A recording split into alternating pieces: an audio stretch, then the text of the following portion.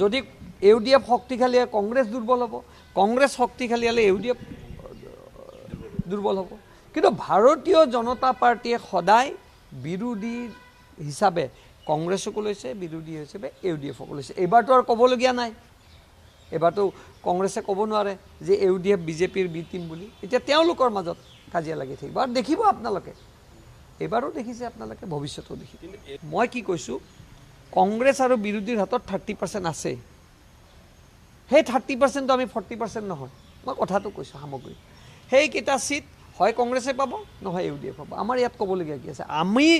আজি আমি 92টা ছিটত, মুখ্যমন্ত্ৰীয়ে কোৱাৰ লেখীয়াকৈ 92টা ছিটত আমি এইবাৰ অগ্ৰগতি হৈছোঁ।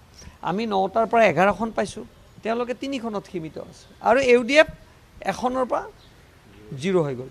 তে পদোন্নতি কাৰ হৈছে?